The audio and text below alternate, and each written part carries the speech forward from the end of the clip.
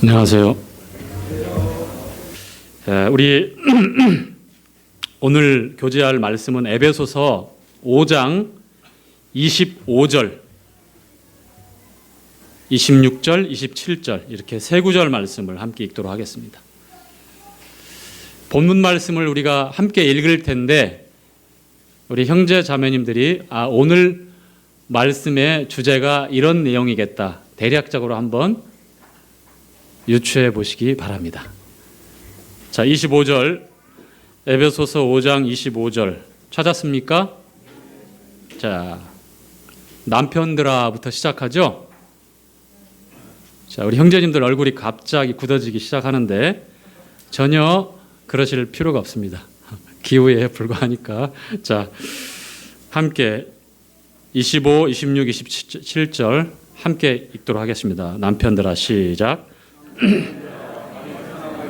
그리스도께서 교회를 사랑하시고 위하여 자신을 주심같이 하라. 이는 곧 물로 씻어 말씀으로 깨끗하게 하사 거룩하게 하시고 자기 앞에 영광스러운 교회로 세우사 티나 주름 잡힌 것이나 이런 것들이 없이 거룩하고 흠이 없게 하려 하심이니라. 자, 오늘 말씀의 주제가 어떤 것 같아요? 자매님들에게 굉장히 호의적인 주제가 될 것 같지요? 우리 자매님들은 잔뜩 기대하실 수 있을 텐데 죄송합니다. 그런 말씀은 아닐 것 같습니다. 우리 형제님들은 한순간 또 부담을 덜은 안심한 또 그 얼굴들로 화색이 또 밝아지는데요. 자, 에베소서 성경은요, 특히 5장에 남편과 아내, 이것은 그리스도와 교회의 비밀을 설명하기 위해서, 말씀하기 위해서 이렇게 우리에게 적용시킬 수 있는 그런 말씀이 되겠습니다. 오늘 말씀의 주제는요, 모이기를 힘쓰자. 이 말씀과 어떻게 연관이 있기에 이렇게 말씀을 하는가? 교회를 설명하기 위해서 제가 이 말씀을 드립니다. 에베소서 5장 25절부터 27절까지의 내용에 보면 우리가 읽었던 말씀 중에 관심 있게 주의해서 뚜렷하게 봐야 될 말씀이 그리스도께서 교회를 사랑하시고 위하여 자신을 주심같이. 자, 누가 무엇을 사랑해서 자신을 주셨다고요?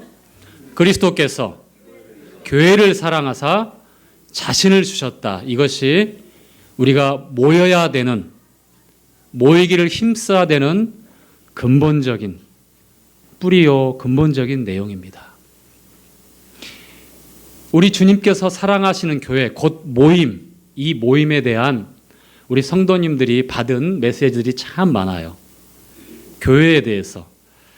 신약 교회의 진리에 관한 말씀을 교제할 때 우리는 이 교회에 대해서 굉장히 중요하기 때문에 다양한 곳에서 또 여러 형제님들 통해서 강조해서 여러 번 이 교제되어진 주제가 바로 교회에 관한 말씀이죠.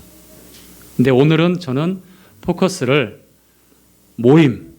모여야 되는 것, 모이기를 힘써야 되는 것에 대한 포커스를 맞추고자 합니다. 그래서 사전에 우리 주님께서 말씀하신 이 교회는 수요일 날 나오시는 성도님들도 잘 알지만 예수 그리스도의 비밀이 무엇이냐라고 하면 교회다라고 이렇게 잘 배우셨을 겁니다. 그렇죠? 자, 하나님의 비밀은, 하나님 아버지의 비밀은 무엇일까요? 그럼요, 그리스도예요. 그리스도의 비밀은 무엇입니까? 교회입니다. 그러면 교제하시는 형제님, 이것까지는 말씀을 안 하셨습니다. 그러면 교회의 비밀은 무엇입니까? 전영 형제님, 교회의 비밀은 무엇일까요?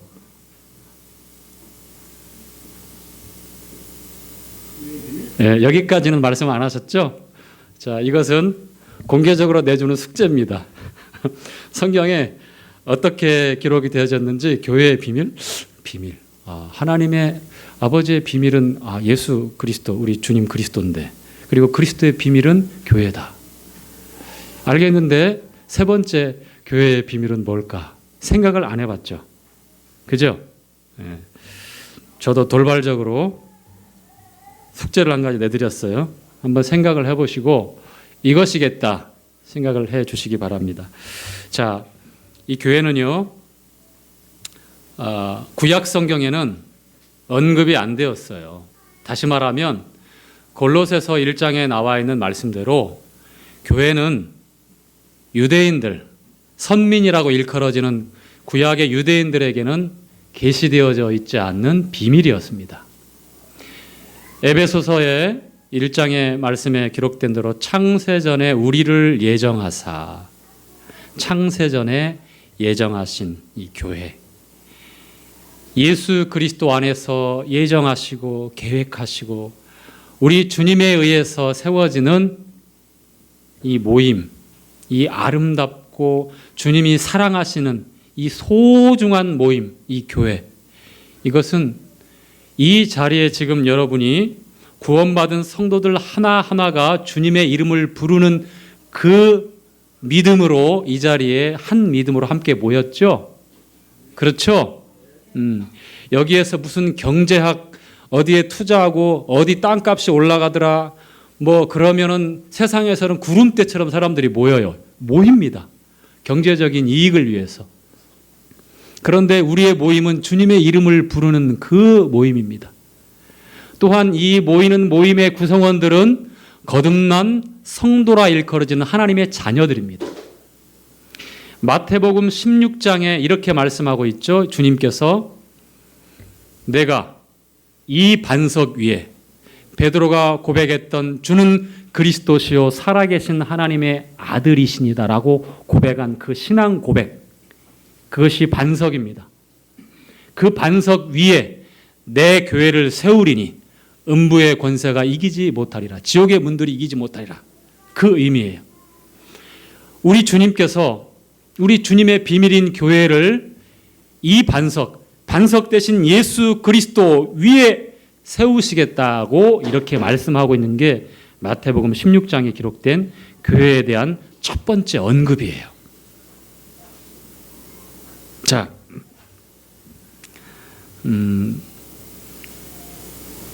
에베소서 1장 말씀을 한번 보지요.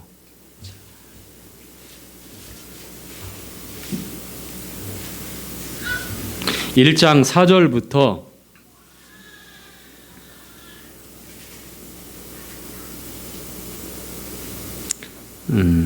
6절까지.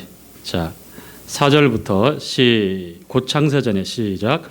곧 창세전에 그리스도 안에서 우리를 택하사 우리로 사랑 안에서 그 앞에 거룩하고 흠이 없게 하시려고 그 기쁘신 뜻대로 우리를 예정하사 예수 그리스도로 말미암아 자기의 아들들이 되게 하셨으니 이는 그의 사랑하시는 자 안에서 우리에게 거저 주시는 바 그의 은혜의 영광을 찬미하게 하려는 것이라. 자, 이 본문 말씀을 일반 기성교회에서는 예정론에 합당한 근거 성경 구절이라고 이렇게 말씀을 합니다. 자, 운명론적으로 개인에 대해서 하나님께서 예정해 놨다라고 하는 이런 성경적인 교리를 맞다라고 주장하기 위해서 이 말씀을 많이 쓰는데요. 그분들이 오해하고 있는 게 있습니다. 하나님께서 창세전에 예정하신 것은 분명한 사실입니다. 이미 알고 계신 하나님께서는 이미 예정하셨어요. 그런데 중요한 핵심 포인트가 있어요. 나를, 개인에 대해서 언급한 것이 아니라 우리라고 하는 복수를 항상 언급하고 있어요. 하나님 자녀들의 권세와 위치를 예정하시고 또 우리라고 하는 말씀을 통해서 두세 사람 이상의 주님의 이름으로 모이는 모임, 그리스도께서 사랑하시고 자기 이 교회를 위하여 자기 자신을 내어주신 이 사랑하시는 교회, 사랑하시는 이 모임을 예정하신 거예요. 하나님 앞에서 거룩하게 예정하신 것입니다. 흠이 없고 아름답게 하나님 앞에 세우기 위해서 예정하신 것입니다. 아시겠죠? 누구는 구원받고 누구는 구원받지 않고 너는 이렇게 살고 너는 저렇게 살고 이렇게 운명론적으로 하나님께서 일방적으로 다 예정해 놨다라는 그런 근거 구절의 말씀이 아니라는 거예요. 주님이 사랑하시는 교회, 이 모임은 창세전에 예정하신 하나님의 아름다운 계획입니다. 우리 주님 예수 그리스도의 비밀이에요. 여러분이 바로 그 장본인들이에요. 그렇습니까?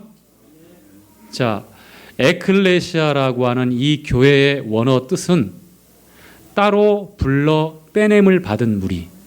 자, 구약에 아주 쉽게 설명되어진 이스라엘 백성들의 광야 생활을 보시면 알아요. 그들이 어디에서 노예로 430년간을 살았죠? 애굽이라고 하는 세상을 상징하는 이집트에서 노예로, 그들의 삶은 노예예요. 세상 신의 애굽왕 바로에게 붙들려 있는, 그리고 그들에게 결코 소망이 없고 희망이 없는 애굽의 시스템과 애굽의 속박에서 절망스러운 한숨을 내쉬고 평생에 노예로 태어나서 노예로 살다가 그렇게 노예로 죽을 수밖에 없는 운명입니다.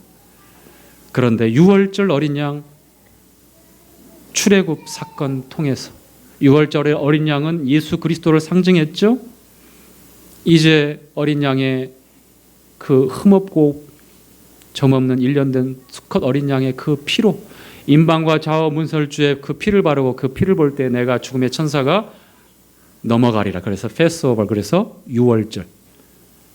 유월절을 통해서 마지막 10번째 장자의 재앙이 애굽에 임했을 때에 비로소 이제 이스라엘 백성들이 노임을 받게 됩니다. 그리고 홍해를 건너서 광야에서 40년 동안, 여러분 잘 아시죠? 광야는 풀 한 폭이, 나무 하나 풀 한 폭이 그렇게 자라날 수 있는 환경이 아닙니다. 메마르고 건조하고요. 금방 며칠을 못 견디고 사람이고 동물이고 다 굶주리고 목말라서 죽어버릴 수밖에 없는 상황이에요. 하나님의 은혜가 아니면 수백만에 200만이 넘는 장정만 60만 명이니까요. 20세 이상으로 싸움에 나갈 만한 장정만, 남자들만 60만이니까 거기서 여자들, 노약자들, 아이들까지 다 합치면 200만 이상이라고 봐요. 그 많은 이스라엘 백성들이 거친 황량한 광야에서 하나님의 은혜의 손길이 하면 결코 생존할 수 없는 것이 광야의 삶입니다. 사도행전 7장의 스데반 집사는 이 이스라엘 백성들 애굽에서 불러내어 따로 광야에 40년 동안 주님의 인도하심을 받아 그렇게 살아가는 따로 모여있는 그러한 무리, 이스라엘 백성들을 가리켜서 광야 교회라고 이렇게 표현하고 있어요. 교회가 그런 거예요. 여러분이 세상에서 각각 어떻게 살아왔는지, 살아가고 있는지는 모르지만 이 자리에 여러분 가만히 생각해 보세요. 이 자리에 내가 함께하고 있는 이 놀라운 기적 앞에서 여러분 경이롭게 생각해야 합니다. 매주마다 너무 당연한 것처럼, 이건 매주마다 일어나는 그냥 당연한 것처럼 시계추처럼 왔다 갔다 하고 있는 그러한 종교 행사로 혹시라도 그렇게 생각해서는 절대로 안 됩니다. 주님이 사랑하시는 교회 이 모임은 창세전에 예정하신 놀라운 하나님의 계획입니다. 우리가 이렇게 모여야만 하나님의 말씀이 이 모임을 통해서 증거되어지고 하나님의 영광이 나타나고, 에베소서 3장에 기록하고 있는 대로 하나님은 교회를 통해서, 이 모임을 통해서 성도의 이 저희가 함께하는 주님의 이름을 부르고 함께하는 믿음을 가지고 함께 모이는 이 모임을 통해서 하늘에 있는 정사와 권세들에게 이 교회를 통해서 각종 지혜를 알게 하신다고 말씀하고 있어요. 우리가 모일 때의 자매님들은 고린도전서 11장 말씀에 나와 있는 대로 여자들은 천사들을 인하여 그 머리에 권세 아래에 있는 표를 두라고 말씀했던 이유가 그거예요. 각종 지혜를 이 모임을 통해서 하늘에 있는 정사와 권세들, 영적인 존재들에게 알리고자 하는 겁니다. 말씀이 증거되어지고 교제되어지고 은사를 따라 섬기고 성도들의 주님의 이름으로 모여서 함께하는 이 교제의 친밀한 모든 모임 안에서 이루어지고 또 되어지는 모든 상황들이 주님께서 기뻐하시는, 그래서 우리 교회를 통해서 하늘에 있는 영적인 존재들에게 각종 지혜를 알게 하시는 놀라운 또 계획이 있어요. 자, 여러분에게 실제로 적용할 수 있는 말씀을 하나 찾아서 이제 한번 조용히 본인의 가슴에 손을 얹고 한번 생각을 해봤으면 합니다. 그래서 마태복음 18장 말씀을 찾겠습니다. 자, 마태복음 18장 19절 20절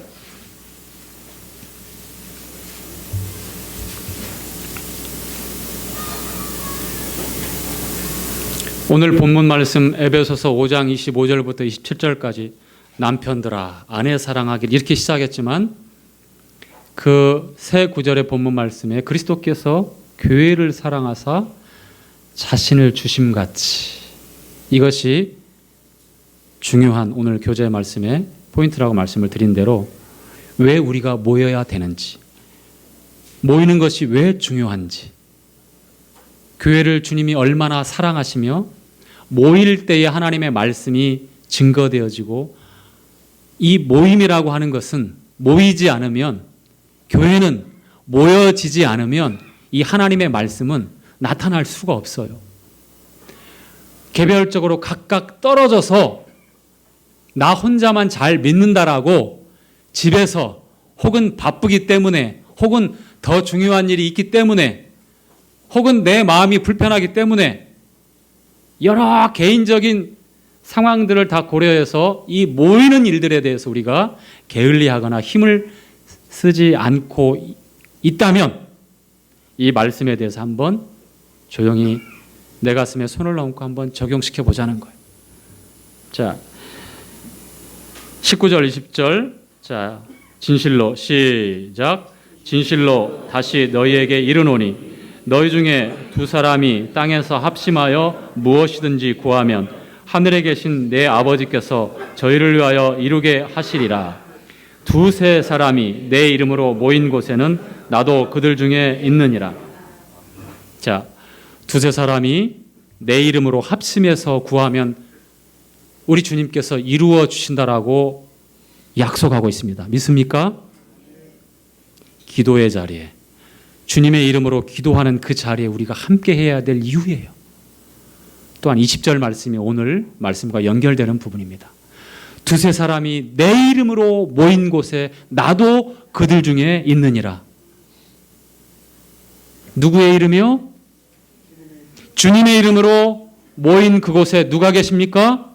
우리 주님 그리스도가 우리와 함께 하신다라고 하는 분명한 말씀이에요. 정말 이 말씀을 믿으십니까? 이 자리에 우리 주님이 함께 하심을 정말 믿으십니까? 두세 사람이 내 이름으로 모인 그곳에는 나도 그들 중에 있다. 우리 주님은 식은 그냥 의미 없이 말씀하거나 그냥 되지도 않은 말씀을 한 말씀이나 과장하거나 축소해서 말씀하시는 분이 아니에요. 한 말씀 한 말씀이 진리고 한 말씀 한 말씀이 우리가 그대로 가감하지 말고 받아들여야 될 생명의 말씀이에요.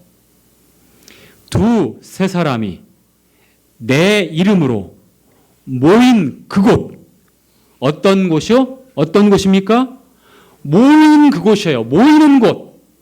주님의 이름으로 모이는 그곳에 우리 주님이 함께 하신다라고 하는 말씀이에요. 이제 여러분, 이 20절 말씀을 나에게 한번 진중하게 한번 내 속에 깊이 한번 넣어보시고 생각해 보세요. 이 말씀에 대한 믿음이 나에게 있는가? 이 말씀에 대한 경외가 있는가?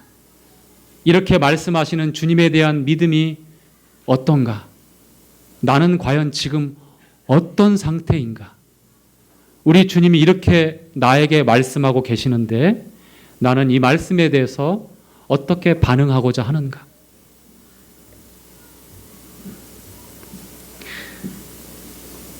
사도행전 20장 말씀에 사도 바울이 로마로 떠나기 전에 에베소 교회의 장로들을 모이게 합니다. 그리고 이렇게 말씀을 해요. 자, 사도행전 20장 말씀을 보지요.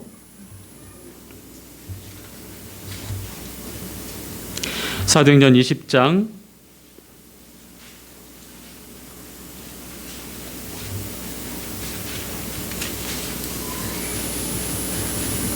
28절입니다.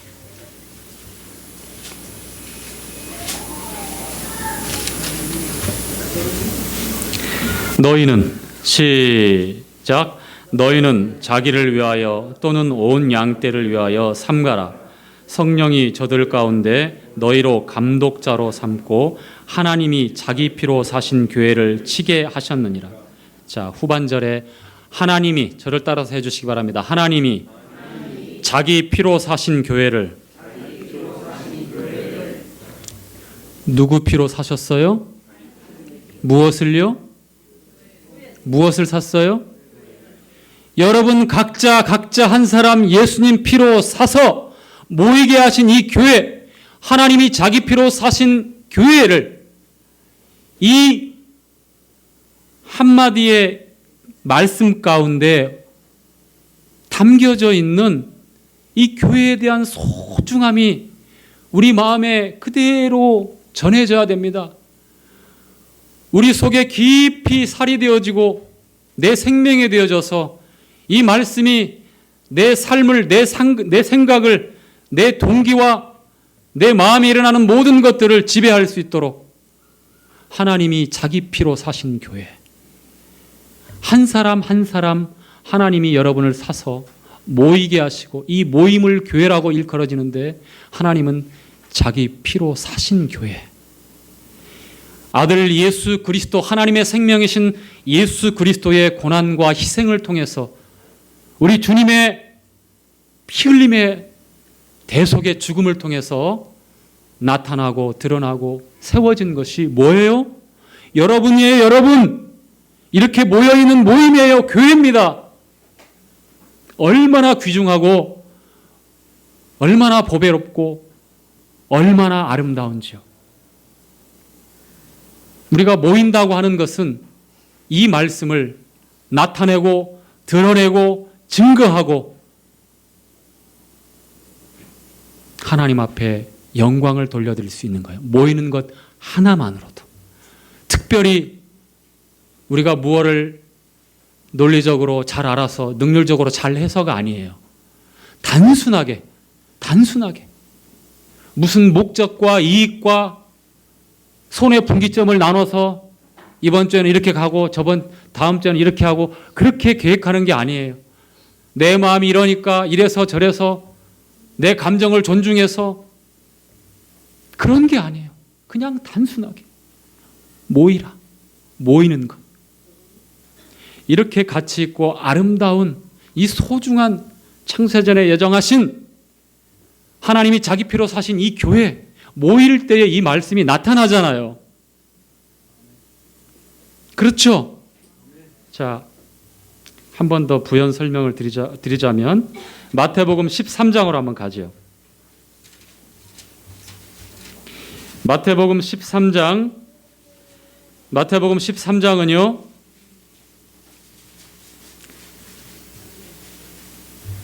비유장이라고 일컬어지고 있습니다. 우리 주님께서 제자들과 모인 무리들에게 비유로 천국에 대해서 말씀하고 있는 내용 중에 이와 같은 기록이 있습니다. 13장 44절, 45절, 46절까지. 천국은 시작. 천국은 마치 밭에 감추인 보화와 같으니 사람이 이를 발견한 후 숨겨두고 기뻐하여 돌아가서 자기의 소유를 다 팔아 그 밭을 샀느니라. 또 천국은 마치 좋은 진주를 구하는 장사와 같으니 극히 값진 진주 하나를 만남에 가서 자기 소유를 다 팔아 그 진주를 샀느니라. 13장에 우리 주님께서 비유로 가르치실 때에 한 가지 내용을 두 번 반복해서 설명해요. 계속해서. 그러니까 밭에 감추인 보와 극히 값진 진주 같은 의미예요. 우리가 일반적으로 이 44절과 45, 46절까지에 있는 이 본문 말씀을 우리가 분별할 때에 우리 주님이 보하고 우리 주님이 진주다. 이 보화와 진주를 발견했으니까 내가 소중하게 생각하는 모든 것을 희생해서라도 내가 치를 수 있는 모든 값을 치루어서라도 이 소중한 가치를 지키고 먼저 이거를 찾아야 된다라고 이렇게 여러분의 삶과 여러분의 행위를 독려하는 그리고 여러분의 결단을 또 독려하는 그러한 말씀으로 분별합니다. 저는 다른 시각으로 이 말씀을 여러분에게 교제하고자 합니다. 보화의 밭에 감추인 보화의 이 말씀을 더 쉽게 설명하기 위해서 그 다음에 이어지는 극히 값진 진주에 대해서 설명하고자 합니다. 여러분은 진주가 어떻게 생겨나는지를 아시죠? 우리는 수요일 날 한 번 이 말씀을 교제했습니다. 그래서 여러분이 까먹는 은사가 탁월하시니까 제가 이 말씀을 또 한 번 더 해도 괜찮겠다 싶어요. 자, 진주는요, 그 조개에 굉장히 미세한 이물질이 모래가 됐든 어떤 이물질이 들어가게 돼요. 그러면 조개 안에 그 속살, 부드러운 속살이 자기가 아프니까 그 이물질을 그 조개가 조금씩 그 액을 내서 감싸요. 속에서 부드럽게 감싸고 해서 세월이 가고 시간이 지나면 어떻게 됩니까? 자기도 커가면서 그 속에 있는 진주도 계속해서 부드러운 그 조개의 액으로 감싸면서 진주가 만들어지는 거예요. 그렇게 진주가 그렇게 생겨나는 거예요. 자, 그럼 여러분 아시겠죠? 진주는 고통을 통하지 않고는 생겨나지 않는 게 진주예요. 즉 다시 말씀드리면 저는 밭에 감추인 보화, 극히 값진 진주를 교회로 분별했습니다. 교회는 주님이 사랑하시는 이 모임은 자신을 주어 그리스도가 사랑해서 자신을 주셨잖아요. 그리스도의 희생이 아니고는 생겨날 수가 없어요. 그리스도의 섬김과 그리스도의 목숨을 다한 사랑하심이 아니면 우리 주님의 희생과 고난이 아니면 진주는 보화는 생겨날 수가 없는 거예요. 그래서 하나님 보실 때에 우리 주님 보실 때에 보화가 되는 것이고 진주가 되는 것이에요. 자기 생명의 값으로 자기 핏값으로 샀기 때문에 보화이고 진주인 겁니다. 그래서 하나님은 여기에 나와 있는 본문에 나와 있는 말씀대로 보화를 발견하고 자기 소유를 다 팔아야 뭐든지 자기 자신까지 팔아서라도 그걸 살려고 합니다. 극히 값진 진주를 만났어요. 자기 소유를 전부 다 팔아야 돼요. 시시하게 가지고 있는 것 몇 푼 돈 가지고 흥정해서 살 수가 없어요. 이 진주는 얼마나 값이 있는지 세상에 하나밖에 없고 어디 가서 찾을 수 없고 어떤 값을 지불해도 안 되니까 자신의 소유를 다 파는 거예요. 어떠한 희생을 감수해서라도 이 진주를 사겠다는 겁니다. 바로 주님의 마음이 교회를 향한 마음인 거예요. 하나님께서 아들을 통해서 저희를 받으실 때 그 마음인 거예요. 어떠한 희생을 치르고서라도 어떠한 값을 내놓아서라도 여러분 하나하나를 사신 거예요. 받으신 거예요. 그래서 그리스도께서 사랑하시는 교회를 위하여 자신을 주셨다고 한 말씀이 그대로 이루어졌고 오늘 이 자리에 앉아 계신 여러분, 이와 같은 주님의 이름으로 모인 하나님의 자녀들의 이 모임, 이 교회가 바로 진주라고 하는 겁니다. 이 말씀을 우리가 온전히 깨닫고 우리 마음에 성령에 의한 감동과 감격이 있을 때에 무얼 해라, 무얼 하지 마라, 헌신해라, 더해라, 이러한 우리 삶을 촉구하는, 결단하는 그런 말씀이 아니어도 우리 속에서 그러한 변화가 일어나는 거예요. 말씀이 내 안에 먼저 와야만, 겉으로 아무리 색을 칠해도 그 색이 지워지면 또다시 드러나잖아요. 속에서부터 말씀의 능력으로 변화가 와야 진정한 순종과 진정한 섬김과 진정한 행함이 믿음을 따라 뒤따라오는 겁니다. 우리가 진주를 사기 위해서 애쓰고 노력하고 수고할수록 부담은 더 커질 수밖에 없습니다. 그러나 반대로 하나님 편에서, 우리 주님 편에서 나를 그렇게 사랑하시고 귀하게 여기셔서 사주시기 위해서 주님이 지불하셨고, 당신의 하나밖에 없는 독자까지, 당신의 하나밖에 없는 생명까지 아낌없이 내어주시고 나를 사주셨다면 이 사랑에 감격해서 내가 헌신하지 못할까요? 내가 하나님 앞에 말씀을 따라 순종하지 못할까요? 이렇게 삶이 변하는 것이 말씀을 따라, 믿음을 따라 성도들이 걸어가는 성령의 인도하심이라고 하는 거예요. 보혜사 성령은 모든 진리 가운데로 인도하신다고 했을 때에 하나님 말씀을 통해서 우리의 삶을 이렇게 변화시키고 주님의 형상으로 우리를 변화시키고 인도해 가시는 겁니다. 자, 이제 여러분에게 조금은 부담이 될 말씀 한 구절을 찾을 겁니다. 조금이 아니라 여러분에게 어마어마한 부담으로 남기를 바라면서 이 말씀을 여러분이 큰 소리로 함께 읽기를 바랍니다. 히브리서 10장입니다.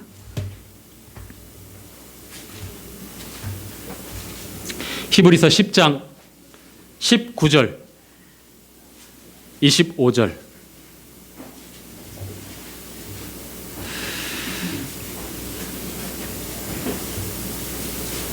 자, 너무 기니까요. 23절부터 읽겠습니다.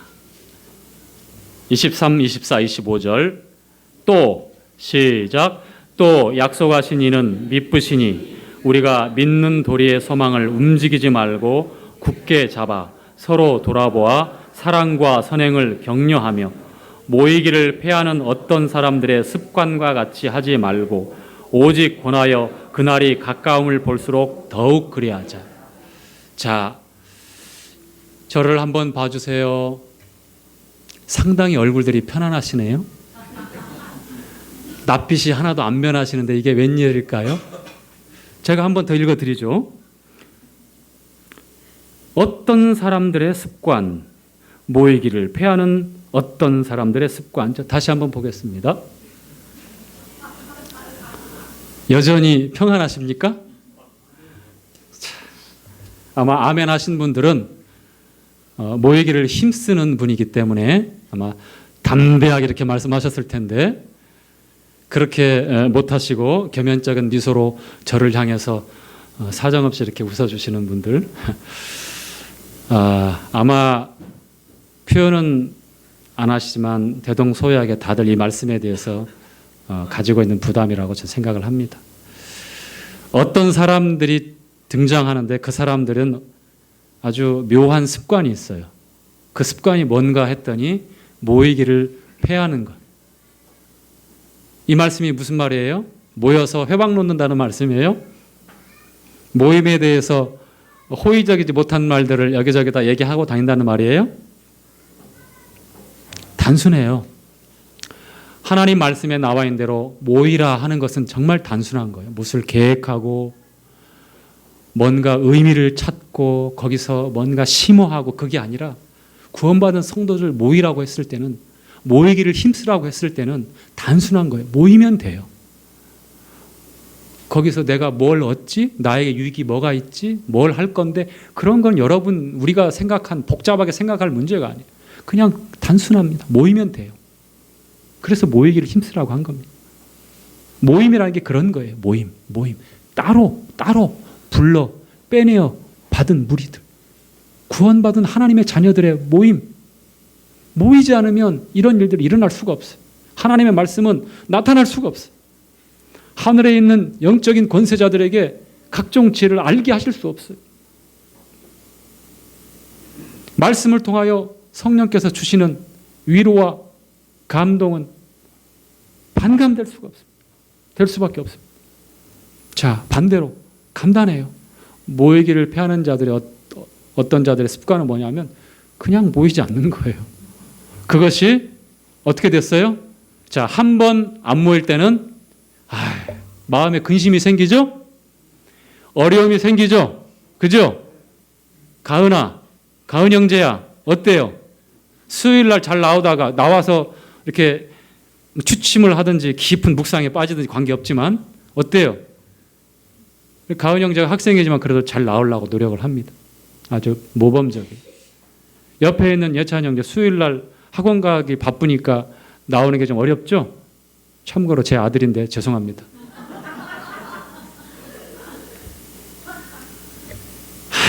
우리나라 고등학생들 정말 힘들어요.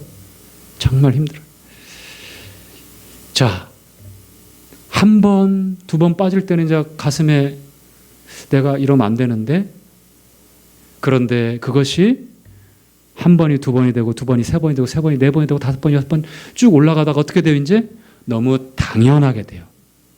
전혀 개의치 않아요. 이게 바로 습관이 된 거예요. 습관. 자연스럽게 익혀진 것.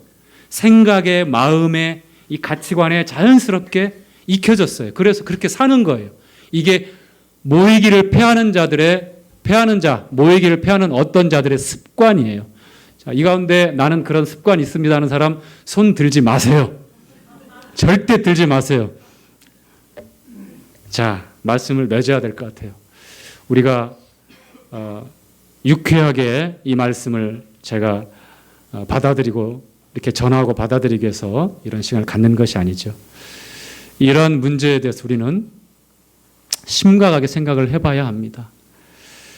주님이 사랑하시는 교회, 하나님이 자기 피로 사신 교회, 이 모인다고 하는 것, 창세전에 예정하신 거룩하고 하나님 앞에 주름 잡힌 것 티나 흠이 없이 세우려고 하신 이 아름다운 교회, 우리 주님이 자신을 주시기까지 사랑하시고 아끼고 또 그렇게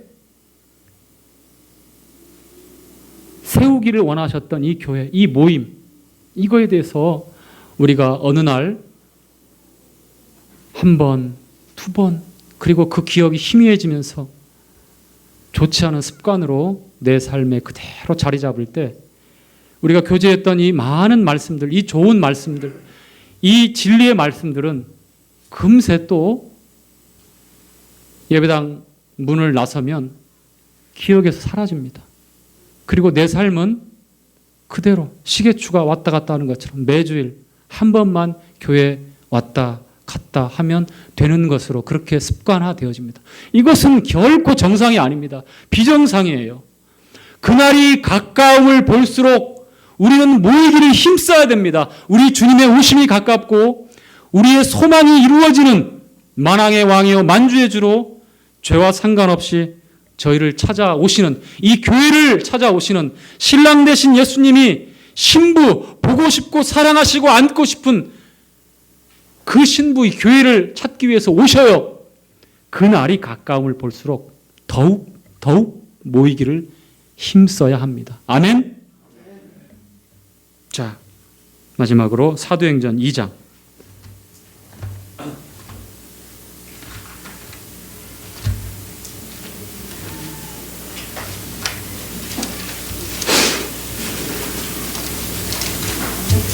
이 장 46절, 47절 두 구절. 자, 초대교회 예루살렘 교회가 오순절 마가다락방의 성령 강림 이후에 이제 예루살렘 교회가 세워집니다. 예루살렘에 있는 예루살렘 지역교회가 세워지고 그 이후에 사마리아로, 온 유대로, 사마리아로, 안디옥으로, 소아시아로, 전 세계로 복음이 전해지면서 남아공의 과 폰테인 교회가 생기는 것처럼 또 모이잖아요. 이러한 모임들, 이 잠실에 잠실 모임이 있는 것처럼, 천호동에 천호동 모임이 있는 것처럼, 춘천에 춘천 모임이 있는 것처럼, 광주에 광주 모임이 있는 것처럼 그렇게 지역교회들이 세워져 가요. 지금 초대교회 가장 모범적인 예루살렘 교회가 어떻게 성도들이 모이기를 힘썼는지, 그래서 주님이 어떠한 축복을 교회 안에 주시는지, 우리가 하나님의 말씀을 풍성하게 누리며 하나님의 영광 가운데서 어떻게 성도에 합당한 삶을 살아가고 믿음으로 하나님의 자녀다운 그러한 삶으로 이렇게 승리하는 삶을 살았는지, 자, 함께 읽어가겠습니다. 46절, 47절. 시작. 날마다 마음을 같이하여 성전에 모이기를 힘쓰고 집에서 떡을 떼며 기쁨과 순전한 마음으로 음식을 먹고 하나님을 찬미하며 또 온 백성에게 칭송을 받으니 주께서 구원받는 사람을 날마다 더하게 하시니라.